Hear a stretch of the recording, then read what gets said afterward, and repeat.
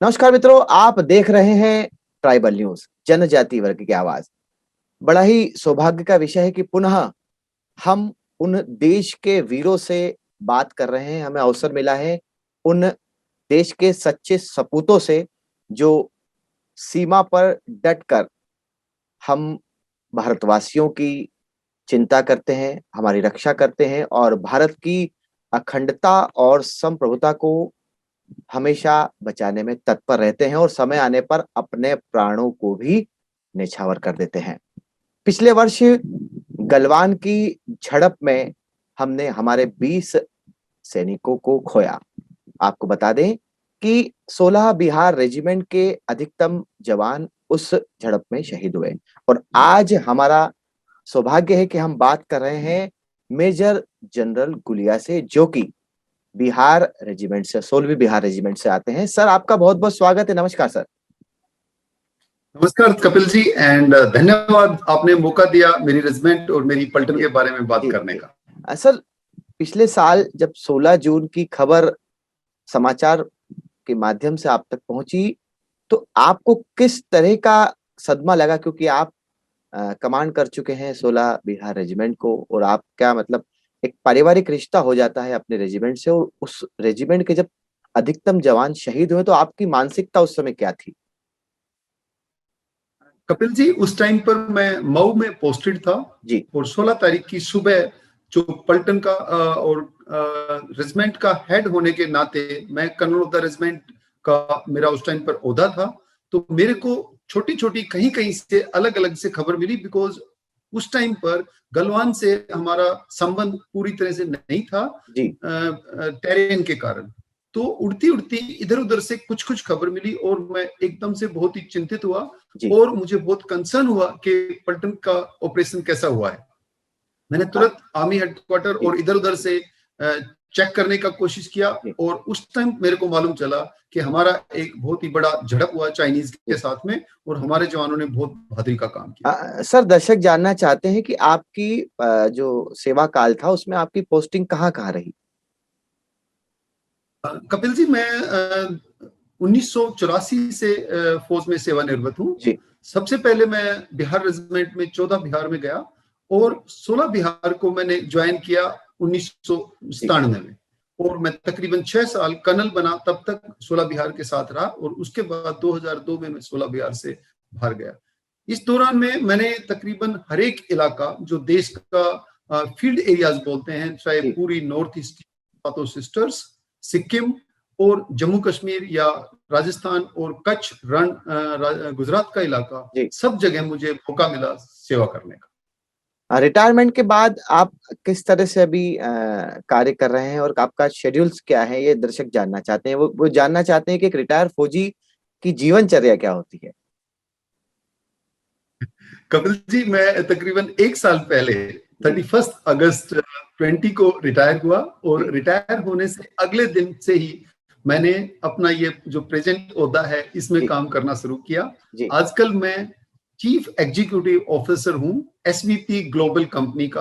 हम spinning mills हमारे हैं इंडिया में और दूसरे देश ओमान में, और मैं उसका चीफ एग्जीक्यूटिव ऑफिसर हूँ। हमारा ऑफिस मुंबई में है और आजकल मैं मुंबई में कार्यरत हूँ। और यहाँ का जो दिनचर्या है वो फौज से काफी अलग होता है। फौज में हम बहुत सुबह उठ के काम शुरू कर देते हैं, यहाँ का काम तकरीबन 10 बजे शुरू होता है और लेट इवनिंग तक चलता है। लेकिन सर, जो फौज का डिसिप्लिन है वो तो आजीवन आपकी रगों में दौड़ता रहता है। आप किसी भी फील्ड में काम करें, किसी भी संस्था में काम करें, जो फौज का अनुशासन डिसिप्लिन होता है वो तो हमेशा आपके साथ रहता है।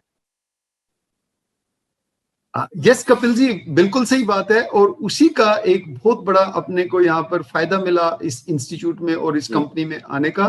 जो डिसिप्लिन हमने यहाँ आने के बाद में इंट्रोड्यूस किया उसका एक बहुत ही बड़ा महत्व रहा है और उसी के कारण कंपनी में काफी चेंजेस आए हैं जब से मैं आया हूँ और कंपनी एक ग्रोथ पाथ के ऊपर चल रही है तब से। जी, ट्राइबल न्यूज आपकी जो अगली यात्रा है उसके लिए शुभकामना देता है और अब दर्शक जानना चाहते हैं कि क्या गलवान में भी आपकी पोस्टिंग रही है? मुझे ये सौभाग्य नहीं मिला Kapil ji, because service time पर बहुत कम सौभाग्य होता है कि हर एक टेरेन में और हर एक एरिया में मौका मिले आपको। हालांकि मैंने जम्मू कश्मीर में सर्विस किया है, वैली में और रजौरी एरिया में, लेकिन गलवान घाटी में मेरा सौभाग्य नहीं रहा वहां पर सर्विस करने का। सर 16 बिहार रेजिमेंट के बारे में बताएं आप कुछ, क्योंकि पूरे देश की सिंपैथी जो है वो संवेदना है वो 16 बिहार रेजिमेंट के साथ है, क्योंकि अधिकतम जवान जो गलवान में शहीद हुए वो इसी रेजिमेंट के थे। यस कपिल जी, 16 बिहार रेजिमेंट एक अलग से ही जज्बा इस पलटन में है, एक अलग ही जुनून है इस पलटन के जवानों में। ये पलटन शुरू में एक मिक्स पलटन थी जिसमें गढ़वाल का और शिखलाई के जवान भी होते थे, लेकिन 1999 में ये फिर से प्योर बन गई और आदिवासी अपने झारखंड इलाके के और बिहार स्टेट के लड़के प्योर बिहार बटालियन हो गए। हमारे को मौका नहीं मिला था कभी भी एक बहुत ही कठिन और एक्टिव एरिया में काम करने का, तो अपनी रेजिमेंट के लड़कों को, जवानों को हर टाइम पे ये जज्बा होता था कि कभी मौका मिले और बहुत एक्टिव ऑपरेशनल एरिया में सर्विस करने का। और ये मौका फिर अपने को मिला 2018 में जब पलटन उमरोई में थी और जून 18 में गलवान घाटी में लद्दाख में पोस्टिंग हुआ और उस वक्त ये सौभाग्य मिला जिसके कारण आज हमने अपना बहादुरी का दिखाने का और अपना जो एक्शन हुआ है वो दिखाने का एक सौभाग्य प्राप्त हुआ। सर लगभग 6 दशकों से चीन से हमारी तनातनी चलती आ रही है और सीमा विवाद ये आज का नहीं है, इसे लगभग 60 वर्ष से भी ज्यादा हो चुके हैं। लेकिन आज से 61 वर्ष पूर्व वहां पर जो जंग हुई थी उसमें कुछ जवान हमारे भी शहीद हुए थे, उनके भी शहीद हुए थे।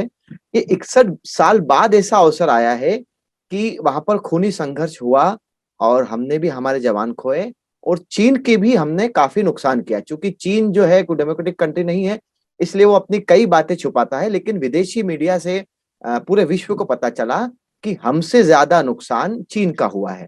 तो भविष्य को देखते हुए सेना की, सरकारों की क्या रणनीति है कि सीमा पर इस तरह के विवाद ना हो, हमारा कम से कम नुकसान हो? कपिल जी, अपना हिंदुस्तान कभी से सदियों से ही एक बहुत ही बेनिवलेंट पावर रहा है। कभी हमने दूसरे देश की तरफ गंदी नजर से नहीं देखा। अगर हमने अपना धर्म भी फैलाया है, बौद्ध धर्म और कुछ भी है, तो सिर्फ धर्म की तरफ से गए, कभी अपना फ्लैग कभी नहीं गया उधर। दैट मीन्स हमने कभी उधर सेना की तरफ से जाके पहले उस देश को नहीं जीता और बाद में धर्म फैलाया। तो यही हमारा बहुत दिनों से सिद्धांत रहा है देश का। लेकिन चीन एक दूसरी तरह से ही बिहेव करता है, उसके सिद्धांत ही दूसरे हैं और हर बार हर कुछ सालों बाद वो हमारे को धोखा देता है। ये जो लास्ट इंसिडेंट हुआ है, ये एक इंसिडेंट नहीं हुआ। आपको बिल्कुल मालूम है कि हर 10-15 साल में, चाहे वो 62 का देख लो, 67 का देख लो, उसके बाद में सोमद्रंगचू देख लो, यहाँ के दपसांग का एरिया देख लो, तो हर कहीं ना कहीं वो एक इस तरह से धोखे से काम करता आया है और ये उसकी एक फितरत रही है कि इस तरह से करे। लेकिन अब जो उधर के जो एरिया है और अब जो सिचुएशन है वो काफी बदल चुकी है। ये इंडिया वो इंडिया नहीं है जो चीन ने 62 में सोचा था, बहुत बदल चुका है। ये नया भारत है और ये हमने दिखाया इधर कि हम उसको, उसकी जो जिस नजर से वो हमारी तरफ देखता है उसका मुंह तोड़ जवाब देंगे और उसको जो भी उसकी कामनाएं हैं उनकी पूरी नहीं होने देंगे। सर आपने एक बहुत अच्छी बात बोली और हम बार बार इस बात को सुन रहे हैं। आपके पहले भी हमने जितने भी रिटायर फौजियों से या जनरल से, मेजर से हमने इंटरव्यू ली, तो उन्होंने एक बात आपकी जैसी ही कही जो आपने आज कही कि ये भारत पुराना भारत नहीं है। तो अब दर्शक ये जानना चाह रहे हैं कि पुराने भारत में और आज के भारत में इच्छा शक्ति किस प्रकार बढ़ी है? सरकारों की इच्छा शक्ति बढ़ी है, सैन्य ताकत बढ़ी है, सैन्य जो औजार उनको मिलने से उनकी ताकत बढ़ी है, या सरकारों की इच्छा शक्ति के कारण हमारी सेना को ताकत मिली है? ये एक बड़ा बहुत महत्वपूर्ण प्रश्न है सर। सबसे पहले तो मैं इसमें कहूंगा कपिल जी कि ये जो सोच है वो हमारी बदली है। हम सदियों से एक डिफेंसिव फोर्स की तरह से रहते आए थे कि कोई आएगा, अटैक करेगा और हम अच्छे से उसको डिफेंस करेंगे, रक्षा करेंगे। लेकिन पिछले 15-10-12 साल से ये चेंज आया है कि डिफेंस करके कोई भी जीता नहीं है आज तक। तो हम एग्रेसिव हुए हैं, हम ऑफेंसिव में गए हैं। जहां भी हमारे को किसी ने ललकारा है, और वो ललकार चाहे वो पाकिस्तान की तरफ से हो, चाहे चाइना की तरफ से हो, आपने इंसिडेंट आफ्टर इंसिडेंट, एक घटना के बाद दूसरी घटना देखी है। जब भी किसी ने अभी हमारी तरफ दुस्साहस किया है, उसका हमने बढ़ चढ़ के और उससे भी ज्यादा ताकत के साथ उसका जवाब दिया है। और ये जो मैसेज अब हमारी फौज और हमारे देश और हमारी गवर्नमेंट देना चाहती है, ये अच्छे से हमारे जो पड़ोसी देश जिनके साथ हमारे संबंध ठीक नहीं है, उनको ये मैसेज जा चुका है। और आगे भी अगर ऐसा कभी भी होगा तो ये सेना इतनी सक्षम है कि उसका मुंह तोड़ जवाब देगी और बैठ के नहीं देखेगी उसको।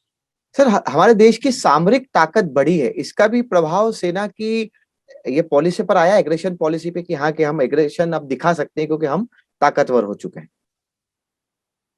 बिल्कुल सही बात है कपिल जी। अगर आप सिर्फ सोच से ही बात नहीं बनती है, जब तक आपके पास रिसोर्सेज ना हो, जब तक साधन ना हो, तो सोच को जो सपोर्ट करती है उसके साथ में जो उसको सहायता देती है वो है रिसोर्सेज। और जैसे आपने बताया कि सामरिक शक्ति अपनी कुछ सालों में बहुत बड़ी है, क्योंकि गवर्नमेंट ने मिलिट्री की तरफ ध्यान देना शुरू किया है, ज्यादा फंड्स अलॉट करने शुरू किए हैं। जो बहुत दिनों से हमारे प्रोजेक्ट खाली पड़े हुए थे, अप्रूव नहीं हो रहे थे, वो अप्रूव हो गए हैं। हमारे को हथियार मिलना शुरू हो गए हैं, और जो इंडिजीनियस प्रोडक्शन हुआ है वो शुरू हो गया है। अपना सर्विलेंस की ताकत बढ़ी है, अपनी फायरिंग की ताकत बढ़ी है, और जवान में हमारे में कभी कमी नहीं थी किसी भी, राइट फ्रॉम बिगनिंग, जब से अपनी फौज शुरू हुई है तब से लेके सबसे बड़ी ताकत इस इंडियन आर्मी की है जवान इसका। और उस जवान को जब पीछे से सपोर्ट मिलती है रिसोर्सेज की, तो कोई भी काम इसके लिए असंभव नहीं होता। और ये 16 बिहार ने आपको गलवान्वित करके दिखाया। सर, 16 बिहार रेजिमेंट के जो हमारे जो शहीद जवान हैं, साथ ही अन्य रेजिमेंट के भी शहीद जवान हैं, हम चाहते हैं कि इस साक्षात्कार के माध्यम से आप सभी परिवार को संवेदना प्रकट करें अपने शब्दों से, क्योंकि आप उन परिवारों के नजदीक हैं। हम जो सिविलियंस होते हैं, जो आम जनता होती है, उनकी संवेदना तो होती है, लेकिन चूंकि आप उन सभी को कमांड किया है आपने, और एक पारिवारिक रिश्ता होता है, तो आपकी संवेदनाएं उन परिवारों तक हम इस साक्षात्कार के माध्यम से पहुंचाएंगे, और वो उन्हें बहुत बहुत ढाढ़स बनाएगी। फौज की एक बहुत बड़ी खासियत है कि जिस दिन से हम और हमारा जवान फौज में भर्ती होता है, उस दिन से लेके जब तक वो रिटायर होता है, और उसके बाद में भी हम उसका एक हमारा लगाव होता है। हमारे जवान हमारे साथ सेवा में काम कर रहा हो या सेवानिवृत्त हो या उसकी फैमिली हो, उसके साथ हर वक्त हमारा ये जोड़ बना रहता है। और इसी जोड़ के नाते जो कंसर्जमेंट होता है वो उस परिवार का एक मुखिया होता है। और उस मुखिया के नाते मैं ये बताना चाहता हूँ, मैसेज देना चाहता हूँ सभी फैमिलीज को, कि आपने एक बहुत बड़ा बलिदान दिया है। आपने बलिदान दिया है देश के लिए, आपने बलिदान दिया है रेजिमेंट के लिए, आपने इस देश और रेजिमेंट का नाम ऊंचा किया है। हम आपके साथ हमेशा रहे थे और हम आपके साथ हमेशा रहेंगे। और ये हम हर साल जब आपसे मिलते हैं तब दिखाते हैं। एक मिलन होता है कपिल जी हमारा हर साल अपने सेंटर में, दानापुर में है वहां पर, और सभी वीर नारियों से, उनके परिवारों से हम मिलते हैं, उनके बारे में हम जानकारी हासिल करते हैं। और एक एक परिवार को हमने अडॉप्ट कर रखा है यूनिट वाइज। अपनी यूनिट को अडॉप्ट करती है। जवान छुट्टी जाता है तो वो उसके घर मिलने जाता है और ये पूरा चेक करने जाता है कि वो सब ठीक ठाक है। अगर कोई दिक्कत है तो हम हर टाइम पे उस पर तत्पर खड़े रहेंगे, और आपका जो बलिदान है वो कभी जाया नहीं जाएगा। हम उसके लिए सैल्यूट करते हैं, हम उसके आभारी हैं। सर, हम भी आपकी जो सेवा काल है उसको सैल्यूट करते हैं, आपके जीवन के त्याग को, बलिदान को हम सैल्यूट करते हैं। दर्शकों, मैं फिर कहूंगा कि हमारा सौभाग्य है कि हम इन वीरों से चर्चा करके आप तक वो बातें पहुंचा रहे हैं जो सच में गलवान की जो झड़प है उसमें क्या हुआ था, किस तरह से जनरल गुलिया जी के नेतृत्व में टीम काम करती है, सैनिक काम करते हैं। और सर, बहुत बहुत धन्यवाद, आपने हमें समय दिया, आपके जीवन का अमूल्य समय हमने लिया है, और आगे भी भविष्य में भी इस तरह की चर्चाएं हम करते रहेंगे, और दर्शकों तक जो देश की सैन्य ताकत है और जो आप जो बलिदान देते हैं देश की संप्रभुता को बनाने के लिए, जो देश की सीमाओं की चौकसी करते हैं, जो सीमाओं की रक्षा करते हैं, इनकी जानकारी हम हमारे दर्शकों तक पहुंचाते रहेंगे। आपका बहुत बहुत धन्यवाद सर, नमस्कार। आपका भी बहुत धन्यवाद। आप ये जो इनकी बहादुरी का व्याख्यान कर रहे हैं, ये एक बहुत बड़ी बात है और हम उसके लिए आपके आभारी हैं। धन्यवाद।